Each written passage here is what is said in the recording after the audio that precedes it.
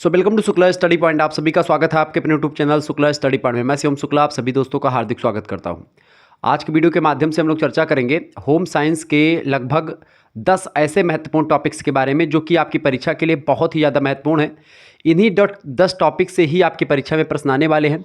अगर आप बीए में हैं, बीए प्रथम सेमेस्टर में आपने एडमिशन लिया है और आपका सब्जेक्ट क्या है, होम साइंस यानी कि गृह विज्ञान आपका सब्जेक्ट है, तो बीए प्रथम सेमेस्टर में गृह विज्ञान में आपको पढ़ना क्या पड़ता है, पोषण के मूल तत्व और मानव विकास के बारे में। पोषण के मूल तत्व कौन कौन से होते हैं? 6 मूल तत्व होते हैं, कार्बोहाइड्रेट, वसा, प्रोटीन, खनिज लवण, विटामिन्स और इसके अलावा जल आपका, ठीक है। 6 पोषक तत्व होते हैं इनके बारे में। और ह्यूमन डेवलपमेंट, मानव विकास के बारे में, जैसे कि मनुष्य की शैशवावस्था में कैसा विकास होता है, बाल्यावस्था में, किशोरावस्था में, प्रौढ़ावस्था में, वृद्धावस्था में किस तरीके से एक प्रकार से मनुष्य का विकास होता है, यही सब आपको पढ़ना है बेसिकली, ठीक है। साथ ही साथ में पोषण के मूल तत्वों में आपको कोशिका के बारे में भी जानना है, कोशिका ऊतक मानव संरचना के बारे में भी आपको पढ़ लेना है, ठीक है। नई शिक्षा नीति जो आई थी 2020 में, उसी के अकॉर्डिंग ये सिलेबस है। सभी विश्वविद्यालयों में लगभग एक प्रकार से यही सिलेबस अब कर दिया गया है। बीए प्रथम वर्ष प्रथम सेमेस्टर गृह विज्ञान का यही सिलेबस है। अब आइए इसके 10 महत्वपूर्ण टॉपिक्स पर चर्चा करते हैं बहुत ही बारीकी के साथ। और इन 10 टॉपिक को अगर आपने तैयार कर लिया तो इसके बाहर आपका कुछ आने वाला है नहीं। और ये 10 टॉपिक पढ़ करके आप टॉप भी कर सकते हैं, ये बात आप ध्यान रखेंगे। आप किसी भी यूनिवर्सिटी के किसी भी कॉलेज में पढ़ रहे हैं या आपकी परीक्षा ऑब्जेक्टिव हो रही, चाहे आपकी परीक्षा लिखित हो रही है यानी कि एमसीक्यूज बेस्ड एग्जामिनेशन हो रहा है यानी ओएमआर बेस्ड, और चाहे आपकी परीक्षा लिखित हो रही, कॉपी में आपको अति लघुत्तरीय, लघुत्तरीय और अति लघुत्तरीय प्रश्न लिखने के लिए आ रहे हैं, किसी भी प्रकार की परीक्षा हो, यही 10 टॉपिक आप तैयार करके चले जाइएगा। आपको बाकी कुछ और पढ़ने की ज़रूरत नहीं पड़ेगी। परीक्षा के अंतिम दिनों के लिए या कम समय में परीक्षा की बेहतर तैयारी के लिए इस 10 टॉपिक को मैंने ढूंढा है आपके लिए, बड़ी मेहनत करी है, तो प्लीज़ वीडियो को लाइक कर दीजिएगा। पहला टॉपिक आपका महोदय है संतुलित आहार। संतुलित आहार क्या होता है? अंग्रेजी में इसको कहते हैं बैलेंस्ड डाइट, यानी कि ऐसा आहार जिसमें सभी पोषक तत्व, कौन कौन से पोषक तत्व, कार्बोहाइड्रेट, वसा, खनिज लवण, विटामिन्स और एक प्रकार से आपका जो है कार्बोहाइड्रेट्स, वसा, खनिज लवण, प्रोटीन्स और विटामिन्स, ठीक है, और जल, ये 6 पोषक तत्व भोजन में उचित मात्रा में हो। उचित मात्रा कहने का मतलब ये है कि अगर महिला है तो महिला को कितना एक दिन में प्रोटीन चाहिए, कितना कार्बोहाइड्रेट चाहिए, कितना वसा उसको चाहिए, कितना एक प्रकार से उसको विटामिन्स की आवश्यकता है, कि कितने प्रोटीन की आवश्यकता है, ये सब उसकी आवश्यकता के अकॉर्डिंग देना चाहिए, ठीक है। यानी किस व्यक्ति को कितनी मात्रा में कौन से पोषक तत्व की आवश्यकता है वो ध्यान में रख करके, साथ ही साथ में जो है इन सभी तत्वों की मात्रा ना तो ज़्यादा हो ना ही कम हो, ठीक है, और जिसको दिया जा रहा है उसके शरीर के अकॉर्डिंग हो, वह आहार संतुलित आहार कहा जाता है। बैलेंस डाइट उसी को कहते हैं जब आपके शरीर की एक प्रकार से रिक्वायरमेंट के अकॉर्डिंग एक प्रकार से सभी पोषक तत्वों को तालमेल के साथ मैनेज किया जाता है, उसको फिक्स किया जाता है। ऐसा आहार या ऐसा भोजन बैलेंस्ड भोजन या बैलेंस डाइट या एक प्रकार संतुलित आहार, संतुलित भोजन कहलाता है, ठीक है। वह कोई भी चीज़ जो हम ग्रहण करते हैं, जो हम खाते हैं, जो हम पीते हैं, जो हमारे पाचन तंत्र के द्वारा पचाया जा सकता है, वह भोजन होता है, उसी को फूड कहते हैं, ठीक है। और इसी फूड में, भोजन में 6 तत्व पाए जाते हैं। पहला होता है कार्बोहाइड्रेट, जो शरीर को ऊर्जा देता है। 1 ग्राम कार्बोहाइड्रेट अगर हम खाते हैं तो आपको 4 कैलोरी ऊर्जा की प्राप्ति होती है, ठीक है। अगर 1 ग्राम वसा हम लेते हैं, वसा माने का होता है जैसे कि तेल हो गया, घी, मक्खन, ये सब इसमें वसा पाई जाती है, फैट जिसको आप बोलते हैं। तो अगर 1 ग्राम आप फैट खाएंगे तो आपको क्या मिलेगा? लगभग 9 कैलोरी ऊर्जा मिलेगी, यानी कि प्रति ग्राम के हिसाब से फैट ज़्यादा ऊर्जा देता है कार्बोहाइड्रेट से। लेकिन शरीर को सबसे ज़्यादा ऊर्जा किससे प्राप्त होती है? कार्बोहाइड्रेट से। चूँकि कार्बोहाइड्रेट किस में पाया जाता है? अनाजों में। हम अनाज ज़्यादा खाते हैं, तेल कम पीते हैं। तेल पीते हो आप? नहीं पीते हो। तेल कब खाते हो? जब बढ़िया बढ़िया पकौड़ी छननी होती है तब तेल में छनती है, समझ रहे हैं। या पिज़्ज़ा बर्गर खाए तो तेल में आ गया बढ़िया बढ़िया चीज़ें, ठीक है। डोसा उसा बढ़िया खाए, समझ रहे हैं। अब तो बहुत सारी लड़कियां जुड़ते तुरंत मन कह रहा होगा खाने का, चलो स्कूटी निकाल लेते हैं, अभी पढ़ लीजिए फिर जाइएगा खा लीजिएगा, ठीक है। तो क्या होता है कि ये जो चीज़ें हैं आपकी संतुलित आहार जो होता है उसमें चीज़ें क्या होती हैं, उसमें बैलेंस डाइट होता है, मतलब कि उसमें वसा आप देखते हैं जो ज़्यादा फास्ट फूड वगैरह खाते हैं या खाती हैं लड़कियां या जो पुरुष खाते हैं वो मोटे हो जाते हैं। उनकी शरीर जो होती है आप देखते हैं चिकनाई उनके शरीर पर हो जाती है। चिकनापन जो होता है वसा में पाया जाता है, फैट में, ठीक है, जो तेलहुस चीज़ इसको आप कहते हैं, ठीक है। तो बेसिकली वो होता है वसा। 1 ग्राम, जैसे आपसे अगर मैं एक प्रश्न पूछूं कि आप ये बताओ कि एक ठो पूड़ी खाओगे तो ज़्यादा ऊर्जा मिलेगी कि एक ठो रोटी खाओगे तो ज़्यादा ऊर्जा मिलेगी? तो जाहिर सी बात है आपका आंसर क्या होगा कि एक पूड़ी खाएंगे तो ज़्यादा ऊर्जा मिलेगी। क्यों? क्योंकि पूड़ी में आपका अनाज, कार्बोहाइड्रेट किस में पाया जाता है? अनाजों में, जैसे कि चावल में, गेहूं में, मक्के में, इन सभी में पाया जाता है, ठीक है, और मीठे पदार्थों में पाया जाता है। तो कार्बोहाइड्रेट हम ज़्यादा ग्रहण करते हैं, इसी वजह से ज़्यादा हमारे शरीर को कार्बोहाइड्रेट की ज़रूरत होती है। शरीर को सबसे ज़्यादा ऊर्जा किससे मिलती है? कार्बोहाइड्रेट से मिलती है। वसा जो होती है, वसा माने फैट, तेल ओल, घी, मक्खन, ये सब, डालडा, रिफाइंड ऑयल, ये सब आपका वसा होता है, ठीक है। वसा जो होता है हम बहुत कम मात्रा में लेते हैं। पूड़ी में ज़्यादा ऊर्जा इसलिए होगी क्योंकि वसा और कार्बोहाइड्रेट दोनों उसमें मिला है, यानी 9 कैलोरी 1 ग्रामवा में और फिर 4 कैलोरी वसा, मतलब किसमें? कार्बोहाइड्रेट वाले में। 9 4 13 ग्राम हो जाएगा, और इसमें 2 ग्राम में कितना होगा? मुश्किल से 8 ही पहुँचेगा।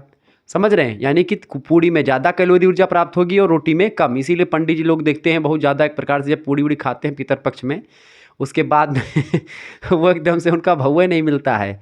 अब चले, हालांकि ये सब बात करेंगे तो बड़ा लंबा हो जाएगा, मैं छोटे से वीडियो के माध्यम से इसको बताने आया था। तो संतुलित आहार ये होता है, तो वसा हो गई। इसके अलावा भोजन में और क्या होता है? वसा के बाद में विटामिन्स और खनिज तत्व। खनिज तत्व में जैसे कैल्शियम हो गया, आयरन हो गया, आयोडीन हो गया। इनकी कमी से क्या होता है? अगर आपके शरीर में विटामिन्स की कमी हो गई या खनिज तत्वों की कमी हो गई तो इससे क्या होता है? आपके शरीर में रोग होते हैं। अब रोग एक प्रकार से ना हो, इसके लिए ज़रूरी क्या है कि आपके शरीर में उचित मात्रा में विटामिन्स और उचित मात्रा में खनिज तत्वों का होना बहुत ज़रूरी है। अब विटामिन्स क्या है और खनिज तत्व क्या है? विटामिन्स जो होते हैं वो हमारे शरीर की जो रोग प्रतिरोधक क्षमता होती है, इम्यूनिटी सिस्टम होता है, उसको स्ट्रॉन्ग करते हैं, उसको मजबूत करते हैं। अब जब हम एक, जैसे कोरोना काल था तो उसमें एक प्रकार से आप देखते हैं बहुत सारे भारतीय जो दवाएं बनी, जैसे बाबा रामदेव ने एक दवाई बनाई थी, उसका दवाई का उद्देश्य क्या था? आपकी इम्यूनिटी सिस्टम को स्ट्रॉन्ग करना।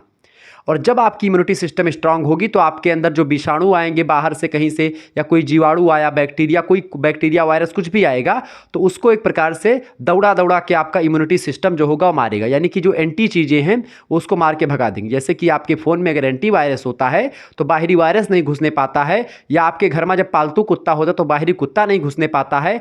ऐसे ही समझ लीजिए जब आपका इम्यूनिटी सिस्टम मजबूत होती है तो कोई बुखार, जुखाम या एक प्रकार से टीबी, मिर्गी, हैया, ये सब नहीं आने पाती है। समझ रहे हैं ना चीज़ों को? यानी रोग को दौड़ा दौड़ा के मारता है कौन? इम्यूनिटी सिस्टम, ठीक है। और इम्यूनिटी सिस्टम मजबूत कौन करता है? आपका करता है विटामिन्स और खनिज तत्व। जैसे कि विटामिन ए की कमी से कौन सा रोग होता है? बोलो कौन सा रोग होता है? मैंने कितनी बार बताया, विटामिन ए की कमी से रतौंधी। विटामिन बी की कमी से कौन सा होता है? Berry berry. विटामिन सी की कमी से कौन सा होता है? स्कर्बी। विटामिन डी की कमी से कौन सा होता है? रिकेट्स। कहाँ पर आ जाता है विटामिन डी? विटामिन डी कहाँ पर पाया जाता है? सनशाइन विटामिन कहा जाता है। विटामिन डी को सूर्य के प्रकाश में पाया जाता है और निःशुल्क मात्रा में पर्यावरण में उपलब्ध है, ठीक है। कौन सा ऐसा विटामिन है जो दूध में नहीं पाया जाता? दुनिया का एकमात्र विटामिन, वो है विटामिन सी। जो कि विटामिन सी क्या होता है? खट्टे पदार्थों में पाया जाता है, आंवला में, नींबू में, इन सभी जगह पे। और दूध में चूंकि ये चीज़ें नहीं होती, खट्टी चीज़ें, तो ये ध्यान रखेंगे, ठीक है।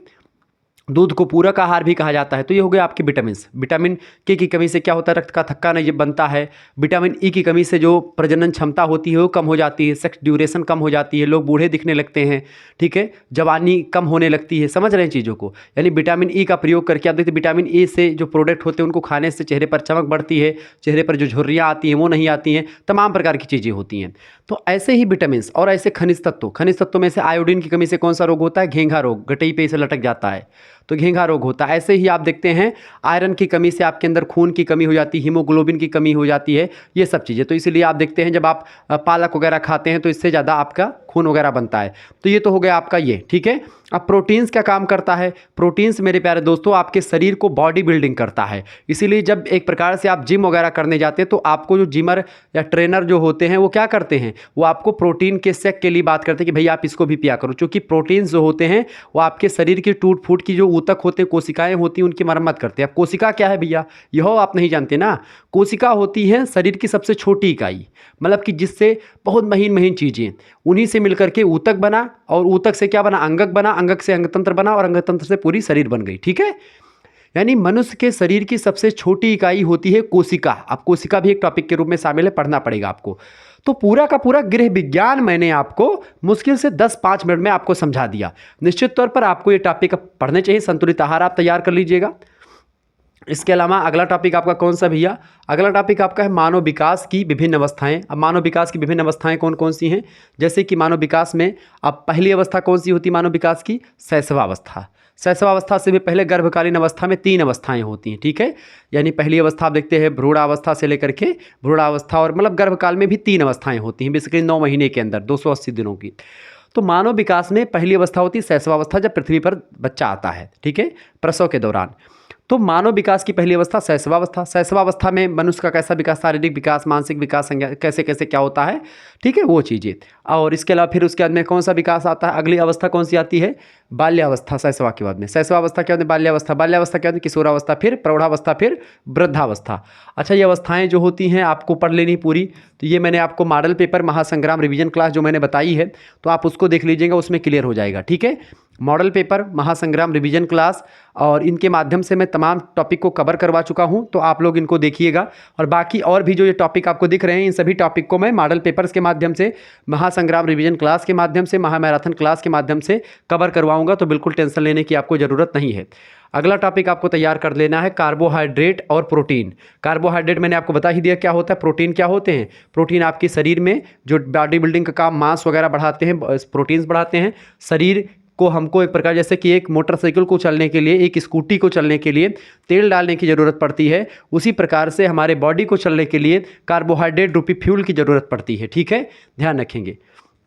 अगला टॉपिक आपका है गर्भकालीन विकास। गर्भकालीन विकास मतलब कि गर्भावस्था में एक प्रकार से किस तरीके से शारीरिक विकास होता है, मेंटल डेवलपमेंट किस तरीके से होता है महिलाओं का। जब गर्भकालीन अवस्था में महिलाएं होती तो उनमें कौन कौन से प्रकार की चेंजमेंट देखने को मिलते हैं, ये आपको यहाँ पर बताना है। तो ये टॉपिक आपको तैयार कर लेना है। इसके अलावा 5वां टॉपिक आपका होता है संज्ञानात्मक विकास। संज्ञानात्मक विकास का मतलब क्या होता है कि आपका ज्ञान डेवलपमेंट हो, ठीक है, आप जानकार हों, तो ये चीज़ें आप ध्यान रखेंगे। अच्छा, इन सभी टॉपिक की वीडियोस आपको ऑलरेडी मिलेगी, लेकिन इनका पीडीएफ आप कैसे प्राप्त करेंगे, इसको लेकर के मेरे पास एक जो है आपके लिए लॉन्च किया गया है कोर्स टाइप का। 91 61 93 60 62 पर आप लोगों को SMS करना है। ये आपका SMS है, मतलब कि ये आपका नंबर है, आपका नंबर मतलब कि मेरा नंबर, ठीक है। ये व्हाट्सअप नंबर है, इसी पर आपको आप अपना नाम, आपका जो नाम होगा वो, ठीक है, आप अपना नाम लिख करके, अपनी यूनिवर्सिटी का नाम, ठीक है, और आपके क्या क्या सब्जेक्ट्स हैं, अपने सब्जेक्ट के नाम लिख करके भेज दीजिएगा, ठीक है, सब्जेक्ट्स के नाम लिख करके भेज दीजिएगा, आपका नाम, यूनिवर्सिटी का नाम, सब्जेक्ट नेम, ठीक है। आपको यहाँ पर एक स्कैनर मैं सेंड करूँगा, इसी पर आपको मात्र 100 रुपीज़ सेंड कर देने होंगे। अगर आप नहीं चलाते तो आप किसी दूसरे से भी सेंड करवा सकते हो, ठीक है, गूगल पे, फ़ोन पे के माध्यम से, या किसी लोकवाणी केंद्र से, जनसेवा केंद्र से, या कहीं और से आप सेंड करवा सकते हो, किसी दूसरे से, अपने दोस्त यार से, किसी से भी सेंड करवा सकते हैं, ठीक है। मात्र 100 रुपीज़ में आपके लिए व्यवस्था क्या की गई है। आपको होम साइंस ही नहीं बल्कि सभी सब्जेक्ट की, सबसे पहली बात समझें, सभी सब्जेक्ट की आपको PDF नोट्स दी जाएगी, ठीक है। सभी सब्जेक्ट को आप सभी विषय की आपको PDF मिलेगी, ठीक है। PDF कैसा होगा आपका, जैसे अति लघुत्तरीय, लघुत्तरीय, अति लघु, लघु और दीर्घ, इन सभी टाइप के क्वेश्चन आंसर की PDF आपको मिलेगी। इसके साथ ही साथ जो MCQs आपका होगा उसकी भी PDF मिलेगी। आपकी परीक्षा चाहे आप मेजर में हैं, ठीक है, मेजर का आप सब्जेक्ट हो, ठीक है, चाहे आपका सब्जेक्ट माइनर का हो, दोनों के लिए इंपॉर्टेंट है, ध्यान रखेंगे इस बात को, मेजर माइनर दोनों के लिए, ठीक है। इसके अलावा 3 आपका जो मेजर सब्जेक्ट, 3 मेजर सब्जेक्ट होंगे, 1 माइनर सब्जेक्ट होगा और एक आपका को करिकुलर सब्जेक्ट होगा, ठीक है। तो इन सभी की तैयारी जो होगी, इन सभी की तैयारी मात्र और मात्र इसी पैसे में 100 रुपये में ही करवा दी जाएगी, ठीक है। इसमें 3 मेजर, 1 माइनर और एक को करिकुलर सब्जेक्ट। को करिकुलर में आपको फूड, न्यूट्रिशन एंड हाइजीन के बारे में पढ़ना होता है, खाद्य, पोषण और स्वच्छता के बारे में ऑब्जेक्टिव टाइप के क्वेश्चंस आते हैं। सभी विश्वविद्यालयों के लिए एक प्रकार से ये पूछा जाता है, सभी विश्वविद्यालयों में पूछा आता है। दीनदयाल उपाध्याय गोरखपुर विश्वविद्यालय में नहीं आता है, बाकी सभी में आता है ये फूड वाला। बाकी एक प्रकार से ये सारे विश्वविद्यालयों के लिए सिलेबस आपका है। आप किसी भी यूनिवर्सिटी में, डॉक्टर राम मनोहर लोहिया अवध विश्वविद्यालय, वीर बहादुर सिंह पूर्वांचल विश्वविद्यालय, महात्मा गांधी काशी विद्यापीठ, ठीक है, इसके अलावा डॉक्टर भीमराव अम्बेडकर आगरा विश्वविद्यालय, चौधरी चरण सिंह मेरठ विश्वविद्यालय, सिद्धार्थ यूनिवर्सिटी कपिल वस्तु, ठीक है, और ऐसे ही आप छत्रपति साहू जी महाराज कानपुर विश्वविद्यालय, ठीक है, और इसके अलावा लखनऊ विश्वविद्यालय, प्रोफेसर रज्जू भैया स्टेट यूनिवर्सिटी, ठीक है, या फिर आप जो है जननायक चंद्रशेखर बलिया विश्वविद्यालय हो गया, या बिहार के लगभग सभी विश्वविद्यालय, और इसके अलावा और भी तमाम प्रकार के जो विश्वविद्यालय हैं आपके, जैसे कि जो है CCSU तो हो ही गया आपका, इसके अलावा MSU यानी मां शाकुंभरी यूनिवर्सिटी, राजा महेंद्र प्रताप सिंह स्टेट यूनिवर्सिटी, ठीक है, इसके अलावा महाराजा सुहेलदेव स्टेट यूनिवर्सिटी हो गई, ठीक है। इसके अलावा आपका जो है महाराजा सुहेलदेव, तो ये सब आपके जो आजमगढ़ विश्वविद्यालय है, बीयू झांसी बुंदेलखंड झांसी विश्वविद्यालय, इन सभी का सिलेबस लगभग वही सेम है। दीनदयाल उपाध्याय गोरखपुर विश्वविद्यालय, ठीक है, इन सभी का सिलेबस सेम है। तो ये सब एक प्रकार से आपको यहाँ पर करवाए जाएंगे। हिंदी, पॉलिटिकल साइंस, जियोग्राफी, सभी सब्जेक्ट का एक प्रकार से आपको मिल जाएगा। तो जो भी आपका सब्जेक्ट होगा सभी का PDF नोट्स आपको मिलता रहेगा। आप मात्र इस पर SMS करेंगे, नाम, यूनिवर्सिटी नाम, सब्जेक्ट नेम, ठीक है। आपको क्वेश्चन पेपर भी, जो प्रीवियस ईयर के क्वेश्चन पेपर हैं 2022 के, 2023, 24 के, उन सभी के क्वेश्चन पेपर भी व्यवस्था करने का प्रयास मैं कर रहा हूँ। कुछ क्वेश्चन पेपर आपके पास हैं, मेरे पास उपलब्ध, वो आपके पास सेंड कर दिए जाएंगे। तो PDF नोट्स आपके सभी सब्जेक्ट के मिलेंगे और जो भी क्लासेस होती रहेंगी वो भी आपको ग्रुप में मिलती रहेगी। इस समय एग्जाम पॉइंट ऑफ व्यू से तैयारी लगातार चलवा रहे हैं, तो आपको एक प्रकार से बहुत ही बेहतर तरीके की चीज़ें मिलेंगी। और इन सभी टॉपिक की जो वीडियोज़ होंगी वो मॉडल पेपर, महासंग्राम, रिवीजन क्लास, इन सभी के माध्यम से टॉपिक टू टॉपिक कवर करने का प्रयास किया जाएगा। तो आप सभी लोग जो है इस वीडियो को एक प्रकार से अधिक बच्चों के पास शेयर करें और तब फटाफट से जुड़ जाए अपने कोर्स में, ठीक है। चलिए जानने का प्रयास करते हैं कि आखिरकार और कौन सा एक प्रकार से टॉपिक हमको तैयार करना है। छठा टॉपिक आपको क्या पढ़ना है भैया? मानव कोशिका और हृदय की संरचना। मानव कोशिका को लेकर के, मानव कोशिका का सचित्र वर्णन लेकर के प्रश्न आपसे पूछता है कि मानव कोशिका का चित्रात्मक वर्णन कीजिए। मानव कोशिका जो होती है सेल, ठीक है, तो मानव कोशिका मनुष्य के जो है शरीर की सबसे छोटी इकाई होती है। तो इसकी चित्रात्मक पूछा जाता है कि भाई इसका चित्र बना करके बताओ उसका, ठीक है। कोशिका, कोशिका द्रव्य, ये सब पूरा समझाना होता है। तो हृदय की संरचना और हृदय के बारे में आपको बताना होता है। तो हृदय और मानव कोशिका, इन दोनों में से कोई एक टॉपिक आप तैयार कर सकते हैं, ठीक है। इसके अलावा अगला टॉपिक आपका है भोजन पकाने की विभिन्न विधियों के बारे में आप पढ़ लीजिएगा। वैसे मैंने बता रखा है भोजन पकाने की विभिन्न, जैसे तलना हो गया, भुनना हो गया, ठीक है। और ऐसे इस तरीके तमाम प्रकार की जो है विधियां होती हैं जिसके माध्यम से आप भोजन को पकाते हैं। तो ये टॉपिक आप तैयार कर लीजिएगा। अगला टॉपिक आपका है प्रोटीन और वसा की उपयोगिता।